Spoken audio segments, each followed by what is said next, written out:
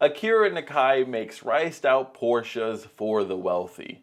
At least that's what a lot of people are starting to say. And in this video, we're going to see why they're saying that and if there's any truth to that statement. Now, if you guys don't know what RWB is Akira Nakai's love child. I've never really looked into the history of RWB. I've seen a lot of their cars at car events, and although they are spectacular to look at, and some people say works of art in their own right, when you see how they're made, it makes you question exactly what they are. Like, are they just glorified, riced out Porsches, or are they kind of cool? Anyways, if we take a look at RWB's page really quick, RWB stands for Rau Welt Begriff. Probably butchered that. It sounds German, but I'm not German. RWB is a Porsche tuner, though, located in Japan, and essentially you send them your Porsche and they will chop it up and throw on their kit and make it 3 times as valuable. You can see some examples of RWB cars here. It looks like they were taken in the early 2000s because they're in like 240p. Really accentuated body lines, wide body kit, big wings, just kind of over accentuate the cars. It reminds me of other Japanese tuner styles where they just over exaggerate and accentuate the cars, but they do it in a more tasteful manner, I will say. And like I said, I think the cars do look pretty cool. However, I don't know if I would ever do that to a clean Porsche, and that's where a lot of people's opinions start to differ. RWB has combined Japanese and Euro tuning elements, creating the distinct RWB style for Porsche chassis. Starting off as a small countryside body shop in Chiba, Ken, Rauwelt 911s are now common sight on both the streets and racing circuits of Japan. I can't imagine anybody in the States racing an RWB car. I'm just going to say that. But maybe in Japan, they're built different in Japan. We create only one RWB Porsche for each customer. So I guess there is like a limited quantity, one can say.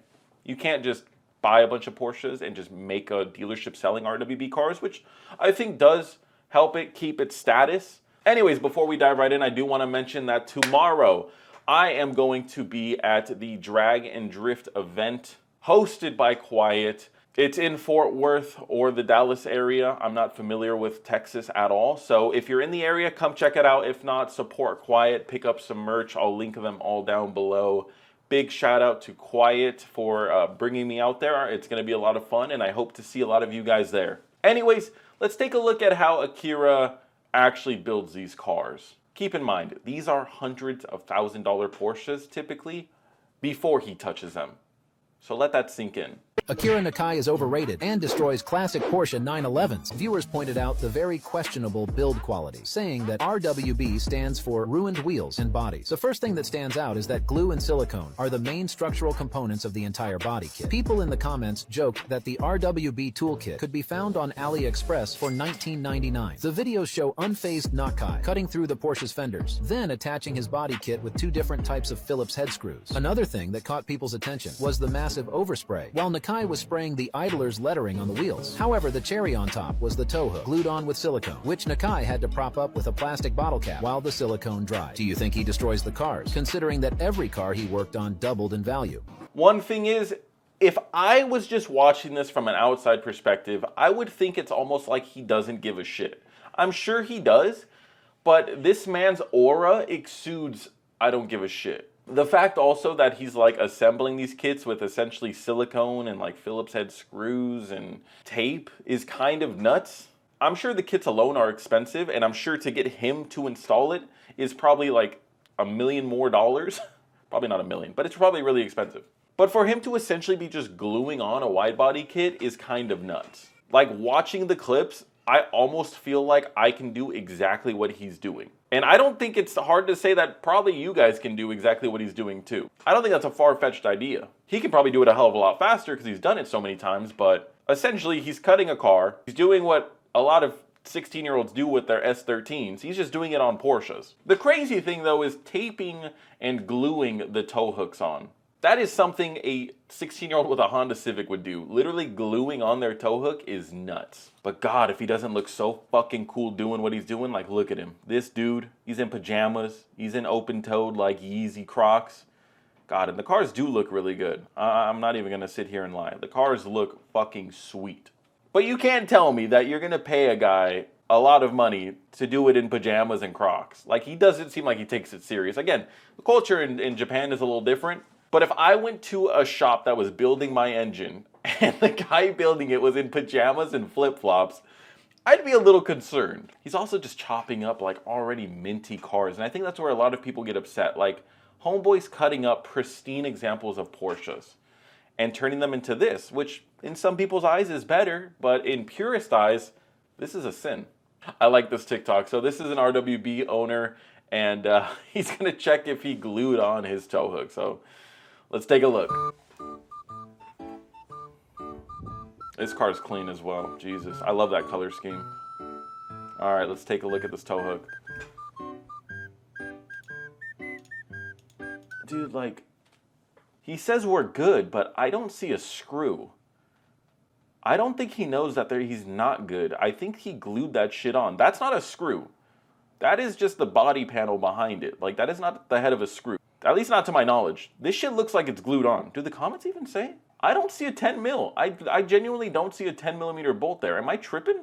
Someone said there's two 10 millimeters. That is not a 10 millimeter. That's like a Phillips head, if anything. But even then, I don't think it's a Phillips head. Yeah, that's not a bolt. This dude's tow hook is glued on. Unless I am literally blind, I've never seen a bolt look like that. I don't think you people understand. These are art showpiece cars he's making. He's not making them to go race on a track. His about page says common sight on both the streets and racing circuits of Japan. So that's their words, not mine. People are saying they see a 10 millimeter bolt. People are saying they see a 12 millimeter bolt. Even if it is a 10 mil or a 12 mil, that is not enough to pull the weight of a vehicle out of a ditch. So not happening. But I don't see a fucking bolt. Comment down below. Is there a bolt there? I don't see a bolt. People are all saying it wiggled, and it shouldn't wiggle. I legit think that's just a hollow hole right there. Dude, the glazing in the comments is nuts. Bro gotta realize the difference between cosmetic and utility. If bro wanted a working tow hook, I bet you money he could do it better than anyone, Lamau. The glazing from these kids is insane.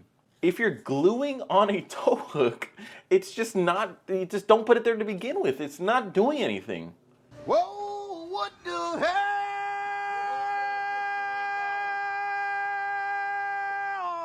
Oh my God, no way. Oh man, brother got the butterscotch cotton tie. Fucking heavy as hell.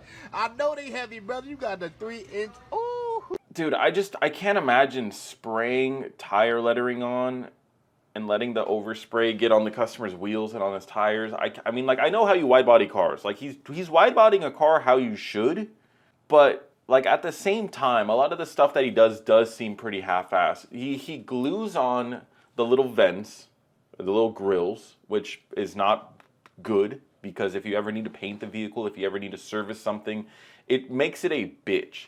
Just from that aspect. Now, we're talking about people that are never going to see the track in these cars. They're never going to do anything like that. But again, you just look at it as like, that's not the right way to do it. It doesn't matter what they're going to use the vehicles for. It's just simply not the right way.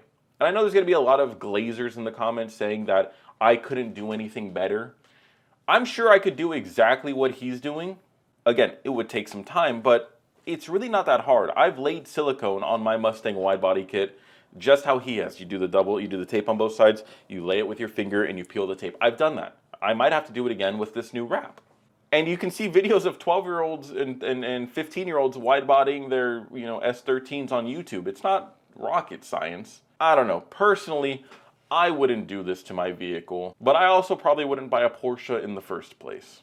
I'm not going to sit here and slander him and just act like he's not talented, because he is talented. He is very capable of doing this the correct way. I just wonder what his motivations are for not doing it the correct way, at least in some aspects, like the grills or the tow hooks or whatever his reasoning is behind those. It is just crazy to see him like literally glue on a tow hook.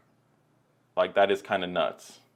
If he was just gluing it for a placeholder, you wouldn't need that much. 2 little dots of silicone would hold it in place long enough so you can bolt it in correctly, if that was true. So the amount that he's using is kind of like this bitch better fucking stick. What he does is more like an artistic thing, and that's cool and that's fine. A lot of people, do this stuff, and I think that, look, when we used to do wide body cars, back 20 years ago, we did it in metal, right? We would cut the quarter panel, extend it 3.5 inches on each side, so it was 7 inches wider in the back, welded it, did all the inner work, outer work, fender liners, and everything. And that's a wide body, right? But to cut off the metal quarter panel and slap on and rivet on fiberglass flares and then use a caulking gun to make the lines, it's just not something I would do. They do it, and that's great, but I think it would devalue the car. Using a Home Depot chicken wire, just kind of like hitting it, with a wrench or something and putting glue, that's just not the professional way of doing things. You want to actually make frames, metal frames, and take actual OEM screens and put it in there and fasten it in there so you could take it off and put it on if you needed to, whether you're painting the part or, you get into a wreck and you need to interchange parts. It's just not in the realm of professional clean work. That's just my opinion. He says a lot of the things that I agree with, where he's not doing necessarily horrible things. Like, if somebody wants their car wide-bodied, who cares if it's a Porsche? Like, let them wide-body their car. If they like that style, shit, spend the money and do it. But he says that there's just certain things that he does that is like kind of cutting corners, like gluing on the mesh grills or gluing on the tow hook. I also don't know if he like paints part of the body where he cuts, because if he doesn't, eventually it will rust. Especially in Japan, which is a pretty wet place, that stuff will definitely rust. But yeah, at the end of the day, I mean, these people can take their cars wherever they want to have it built, and I don't think people should be upset by people who can't afford the cars that are critiquing them. Like, that literally has nothing to do with anything. Like, people that can't afford the cars are glazing him too, so that makes no sense either. But it is just wild to see how fast people can turn on somebody because they're starting to notice him cut corners or something. Maybe it's just ignorance. Maybe we just don't understand that potentially these people had the option to have him drill and tap it, and they opted not to. They just said, no, I'm never going to use it, just glue it on there. Maybe it's a customer thing. Regardless though, it's not a great look to see him gluing on tow hooks. Like, everybody here could agree, if anybody did that to a Honda Civic, that shit would be whack as hell. Anyways, I'm really interested to hear your guys' thoughts. Is Akira Nakai a glorified racer? I don't think so. I do think his cars are definitely more art-oriented than performance-oriented. I would be amazed to see one of them go around a racetrack. But comment your thoughts down below. Anyways, subscribe, and until next video, peace.